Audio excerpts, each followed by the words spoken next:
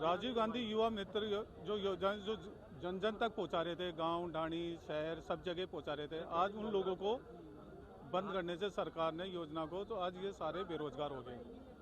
इनसे जानते हैं क्या थी योजना और किस तरह की थी। सर, राजस्थान सरकार ने 2 साल पहले राजीव गांधी युवा मित्र इंटर्नशिप नाम का एक प्रोग्राम लॉन्च किया था। उसके अंतर्गत हमारा काम राज्य सरकार की जो भी जन कल्याणकारी योजना थी, लेकिन हमारे साथ हुआ कि जैसे अभी कैबिनेट की बैठक भी नहीं हुई, उसके पहले सबसे पहला काम ही मुख्यमंत्री ने आते ही और लेटर निकाल के कि जो भी राजीव गांधी युवा मित्र इंटर्नशिप में काम कर रहे थे तो इंटर्नशिप तुरंत प्रभाव से रद्द की जाती है। 31 दिसंबर तक हमारी 3-3 महीने की स्लॉट होता था, जिसे सरकाया जाता था। हमारा यही निवेदन है सरकार से भी, या जो भी हमारी बात सुन रहा है, कि अगर आपको नाम से दिक्कत है तो नाम चेंज कर दो। हमारा तो नुकसान हो ही रहा है, 5000 व्यक्तियों को आपने बेरोजगार कर दिया, वहाँ तक भी ठीक है, लेकिन जो इतने सारे पूरे 5 करोड़ राजस्थान की जनसंख्या है, वो 5 करोड़ व्यक्तियों का क्या होगा कि उनमें से कई सारे व्यक्ति हैं जिन तक योजना का लाभ नहीं पहुँच पा रहा। 5000 क्या योजना है? सर बहुत सारी योजनाएं सरकार के द्वारा, समस्त योजनाएं मतलब जनता के हित के मतलब भाग में चलती है और वो समाज के अंतिम व्यक्ति तक हम ही पहुंचाते हैं उसको, सारी योजनाओं को। अब ये योजनाएं अब ये धरातल पर आएगी नहीं आएगी? आएंगी सर, क्यों नहीं आएंगी। अगर हमको सरकार रिपीट मतलब लेती है दोबारा तो हम धरातल पर लाएंगे और ला रहे हैं। ऐसे वंचित लोग थे, उनको पता ही नहीं था मतलब ये चिरंजीवी क्या है और प्रधानमंत्री आवास योजना क्या है। हमने उनको लाभ दिलवाया है, उनको बताया भाई ऐसे योजना का लाभ लिया जाता है, ये डॉक्यूमेंट चाहिए। गांव के सरपंच को नहीं जानते थे वहाँ के लोग, गांव के लोग। हमने उनको हर एक गांव में जा के प्रचार करके उनको मालूम हो गया है कि हाँ कोई युवा मित्र हैं जो हमारी सुनवाई कर रहे हैं। हमने एक तरह से कलेक्टर और अपने सरपंच का काम किया, तहसीलदार को नहीं जानते थे, हमको पहचानने लग गए, एक परिवार हो गया हमारा। सरकार ने हमको एक साथ ऐसे छोड़ दिया, ना कोई नोटिस दिया हमको, ना कोई आदेश दिया। किसी को लगाते हैं पहले सूचना देते हैं भाई आपको इस कारण, बस हमको कारण भी नहीं बताया है और तुरंत प्रभाव से हटा दिया गया है। तो हम यही सरकार से गुजारिश करते हैं, कोई भी सरकार हो, हम सबका काम कर रहे हैं। ये नहीं है कि हम सरकार के नुमाइंदे हों, किसी भी पार्टी से हों, हम अपनी प्रशासन और सांख्यिकी विभाग में हैं, स्टैटिस्टिक्स विभाग से काम कर रहे हैं। तो हमारा तो यही है सरकार से, जो भी सरकार हमारी आवाज़ सुन रही है आपके मीडिया के माध्यम से, हमको दोबारा ले और हम जब जनता की सेवा करें और योजनाओं का प्रसार हर गाँव वर्ग तक जो लोग पिछड़ रहे हैं उन तक पहुँचाएँ। अब सरकार ने 100 दिन की योजना बनाई है, कार्य योजना, उसको आपके फिर जब आप लोगों को बेरोजगार कर दिया, फिर योजनाएं कैसे पहुंचेगी? तो यही तो सर हम आपके माध्यम से सरकार को बताना चाहते हैं कि जिस गांव में व्हीकल की सुविधा नहीं है वहां तक हमारे युवा मित्र पहुंचे हैं। हम युवा खून था, पूरे जोश के साथ हमने काम किया। हमने किसी पार्टी के लिए काम नहीं किया, हमने काम किया राज्य सरकार के लिए काम किया। अब सेंटर की योजना चल रही थी, सुविकसित संकल्प भारत यात्रा चल रही है। हमारे युवा मित्र जो थे वो उसमें जाके आए हैं, पूरा धरातल पर मतलब काम इस प्रकार से काम किया है कि एक एक परिवार से हम लोग जुड़े हुए हैं। उन परिवारों के अब भी आज भी हमारे पास कॉल आ रहे हैं कि भैया आपने कल हमसे मिले थे, वो योजना कब आएगी, वो चीज़ कब आएगी। अब वो सारी चीज़ें हम उनको किस मुंह से बताएं? अब हम उनके पास जाएंगे, हमारे पास कोई पावर ही नहीं रही थी। हम जाए तो अधिकारी के पास जाएंगे, उन्होंने अपना ID कार्ड जमा करवाने के लिए बोल दिए। अब उन लोगों की पीड़ित के बाद सुनेगा कौन? फिर वापस वही चीज़ आ जाएगी कि जहाँ पे आप लोग पहले खड़े थे वहीं पे वापस आके खड़े हो जाओगे। बात तो करते हैं कि अंतिम पंक्ति पे जो आदमी बैठा है उस तक योजना का लाभ पहुंचे। अब वो पहुंचा रहे थे, हम युवा खून था, पूरे जोश के साथ हम लोगों ने काम किया और उन्होंने एक झटके में हमें अनाथ सा करके छोड़ दिया। अब लोकसभा के चुनाव है, अब उनमें भी हमारा फर्क पड़ेगा। 5000 लड़के बेरोजगार हुए आपके सामने, आप देख सकते हो, सारे के सारे यहाँ इकट्ठे 5000 परिवार ही गए। मतलब 5000 के साथ में आप ये मान लो कि उस एरिया से सरकार का लिंक सा ही कट गया। छोटी सी चीज थी, छोटी सी समस्या थी, हमारे पास फोन करता था, हम चल के जाते थे उसके पास। तो ये सुविधा कर रखी थी हम लोगों ने कि उनको ई मित्र के पास नहीं जाना, हम लोग जाते थे उसके पास चल के कि हम हमारे जो बुजुर्ग हैं जो आ नहीं पा रहे थे, KYC तक हम लोगों ने ई मित्र से बात कर करके हम उनको डोर टू डोर लेके गए हैं। मतलब एक परिवार की तरह से हमने उनके साथ रिलेशन बनाया था। और भजनलाल जी, नई सरकार ने हमारे साथ एकदम से ये धोखा किया है। हम वापस आप मुख्यमंत्री जी से निवेदन कर रहे हैं, हाथ जोड़ के आपके माध्यम से निवेदन कर रहे हैं कि हमारी बात सुने, उन परिवारों को देखें। अध्यात्म को अगर मान रहे हैं तो उन दुआओं को देखें। उस गरीब परिवार में एक जो 80 साल की महिला बुजुर्ग है वो वहाँ पर आ नहीं सकती थी, हम लोगों ने उनकी जाके KYC करवाई है। ई मित्र को हम उसके घर पे लेके गए हैं। अब आज 80 जो वर्ष की महिला थी उसको जो फायदा मिल रहा था वो कैसे मिलेगा?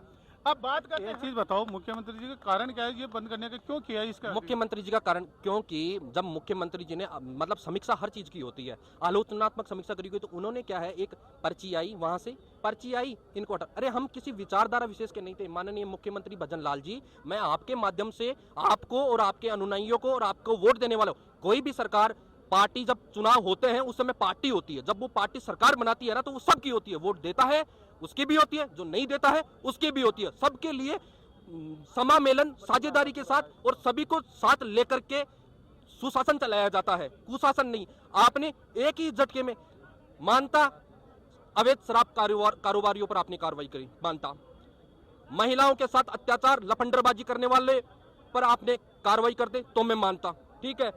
जो अवैध मतलब जिनका अतिक्रमण था उन पर कार्रवाई करते, मैं आपका मानता।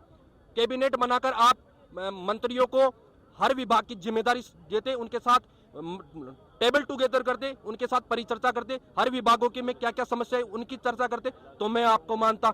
आपने आते ही हमारे ऊपर दंडात्मक कार्रवाई कर दी, युवाओं के ऊपर दंडात्मक कार्रवाई कर दी, वो युवा जो डिजिटल तरीके से और उस जो सरकार फ्लैगशिप स्कीम, चाहे वो कांग्रेस की हो चाहे बीजेपी की हो, फ्लैगशिप स्कीम फ्लैगशिप होती है। फ्लैगशिप का मतलब होता है वो स्कीम्स जिसके लिए कभी बजट नहीं खत्म होता, वो स्कीम्स जो ऐसी स्कीम्स होती है जिनको सरकार मुख्य रूप से जनता से जुड़ी हुई रहती है। जनता से जुड़ी हुई होती है, पीपल सेंट्रिक होती है, जन कल्याणकारी योजनाएं होती है, उनको लेकर के गांव-गांव तक पहुंचने वाले युवाओं को आपने बेरोजगार कर दिया। अब उस अंतिम छोर में बैठे हुए उस 80 साल की माँ जो मुंडेर से ये देख रही है कि कब वो आएगा युवा मित्र और कब हमें सरकार की योजनाओं की जानकारी देगा, हमारा सत्यापन करवाएगा। अरे हमने तो मतलब जो सत्यापन का ऐप था उसका विभाग का, उसको घर घर ले जाकर हमने लोगों के सत्यापन किए हैं।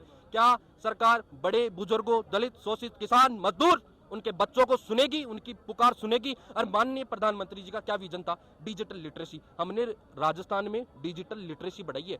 उस गरीब को, उस अनपढ़ को, उस निरक्षर को हमने ये बताया है, देख भाई ये ऐप है, इसके माध्यम से तू तेरी योजनाओं के बारे में चेक कर सकता है, कौन सी योजना के लिए पात्र है उसकी जानकारी तू अपने आप प्राप्त कर सकता है, पेंशन आई है नहीं आई है तू खुद पूछ सकता है, मोबिलिटी तेरी कम हो गई, फिजिकल मूवमेंट तेरा कम हो गया, समय बच गया, पैसा बच गया, तेरे को ज्यादा से ज्यादा इन्फॉर्मेशन मिलेगी। सरकार से तू कनेक्टिविटी में जुड़ा रहेगा, सरकार जो भी फैसले लेगी उनसे तू मतलब खुश होगा और उसके अनुसार तेरे जो भी योजना आएगी उसके पात्रता के अनुसार तू लाभ ले लेगा। अब वो जो डिजिटल लिटरेसी हमने बढ़ाई थी उसका क्या होगा? माननीय प्रधानमंत्री जी का विजन था डिजिटल लिटरेसी बढ़ाने का। तो मैं आज भजन लाल जी को आपके न्यूज चैनल के माध्यम से ये पूछना चाहता हूँ, क्या आपने प्रधानमंत्री जी के विजन को खत्म कर दिया? हमारी ड्यूटी लगी थी विकसित भारत संकल्प यात्रा में, हम सभी ड्यूटी कर रहे थे।